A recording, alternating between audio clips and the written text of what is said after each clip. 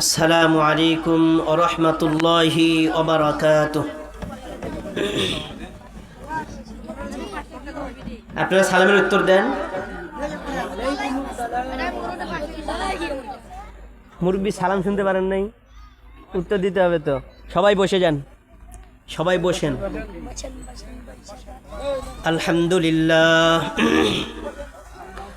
আলহামদুলিল্লাহি নাহমাদুহু ওয়া নাস্তাঈনুহু ওয়া নাস্তাগফিরুহু ওয়া নাউযু বিল্লাহি মিন শুরুরি আনফুসিনা ওয়া মিন সাইয়্যাতি আ'মালিনা মান ইয়াহদিহিল্লাহু ফালা মুদিল্লা লাহু ওয়া মান ইউদ্লিলহু ফালা হাদিয়া লাহু ওয়া নাশহাদু আল লা ইলাহা ইল্লাল্লাহু ওয়াহদাহু লা শারীকা লাহু ونشهد أن سيدنا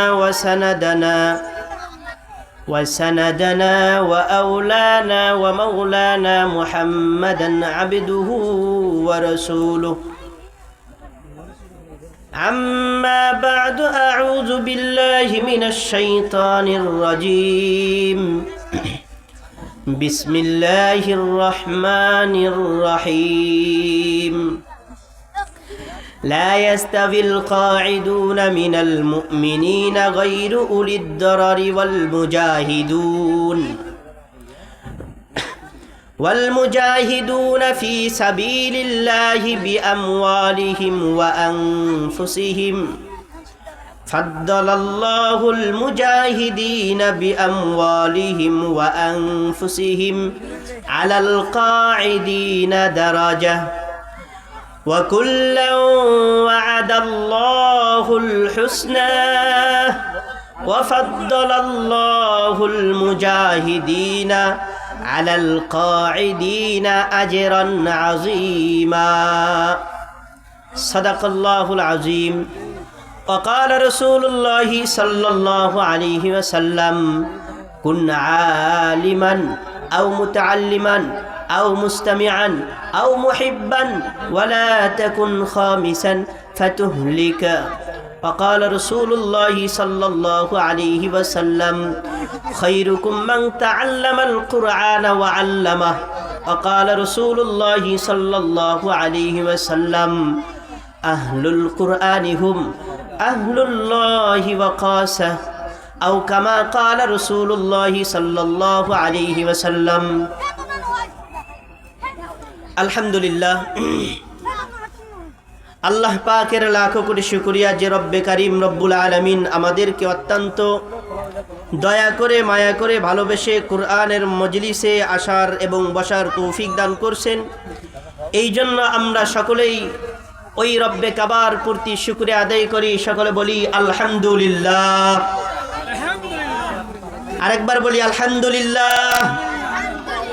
দরুদ বর্ষণ করি মানবতার মুক্তির কল্যাণকামী সরকারে দো আলম সৈয়দুল আম্বিয়া হজরতে রসুল করিম হজরত মুহাম্মদুর রসুল্লাহ, সকলে বলি সাল্লাল্লাহু আলাইহি ওয়াসাল্লাম।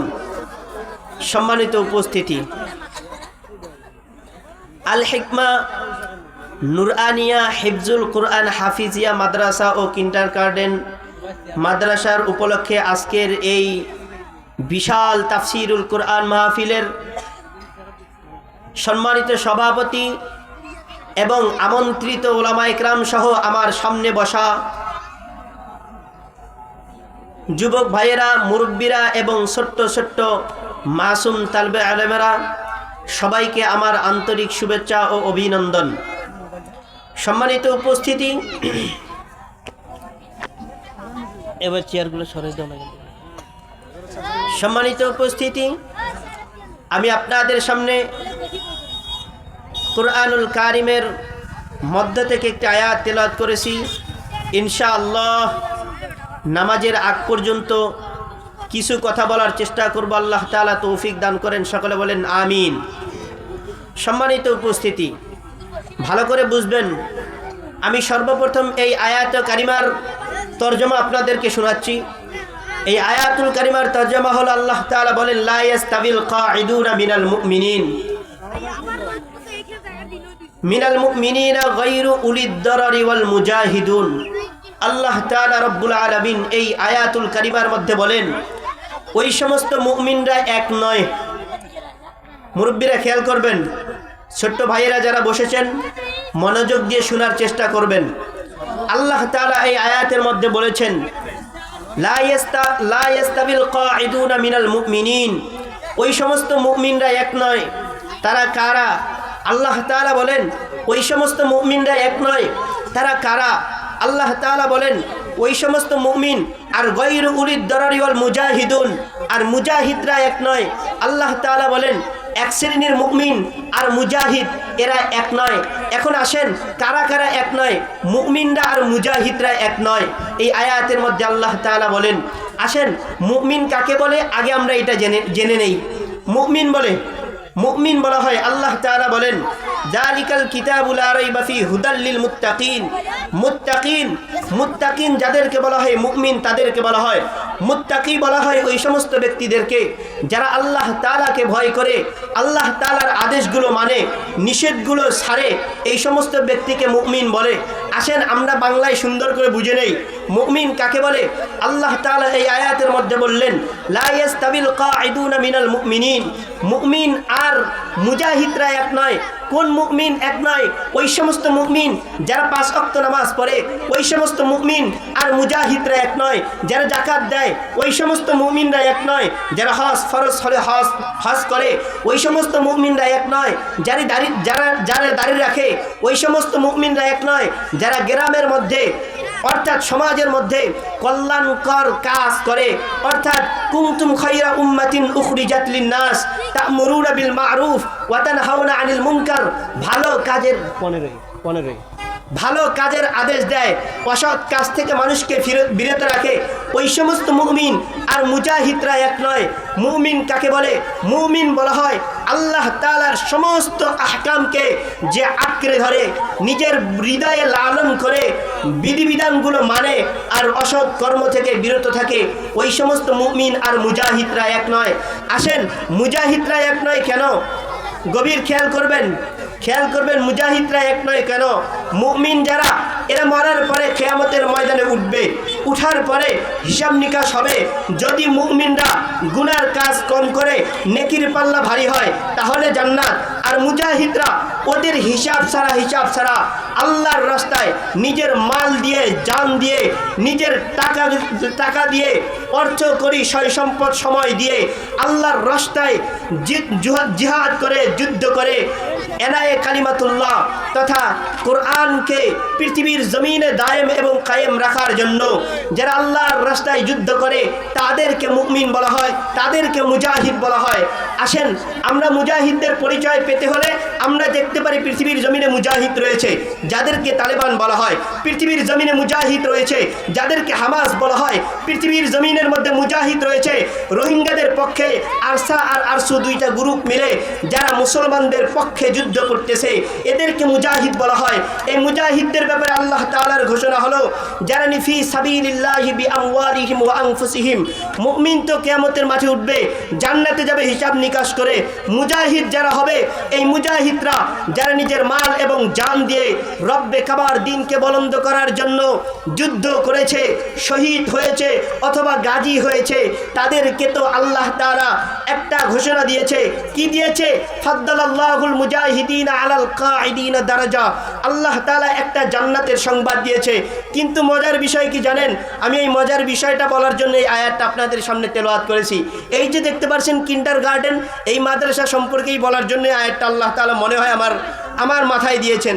এই যে দেখেন, আল্লাহ তাআলা মুজাহিদদের ব্যাপারে ফাদ্দালাল্লাহুল মুজাহিদিনা আলাল কাঈদিনা দারাজা। আযান হচ্ছে তো, আযান হচ্ছে এবং নামাজ শুরু হয়ে যাচ্ছে।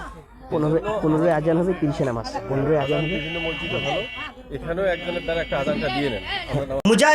মুজাহিদ যারা আল্লাহর রাস্তায় জিহাদ করে, যুদ্ধ করে, নিজের জান মাল বাজি রেখে, আল্লাহ তাআলা বলে তাদের জন্য আলাল কাঈদিনা দারাজা, যারা বসে বসে আল্লাহ তাআলার ইবাদত করে, দোয়া করে, জিকির করে, কোরআন পড়ে, তাসবিহ তাহলিল করে, হজ করে, যাকাত দেয়, এদের থেকেও একটা জান্নাতের গ্যারান্টি আল্লাহ তাআলা মুজাহিদদেরকে আল্লাহ তাআলা দিয়ে দিয়েছেন।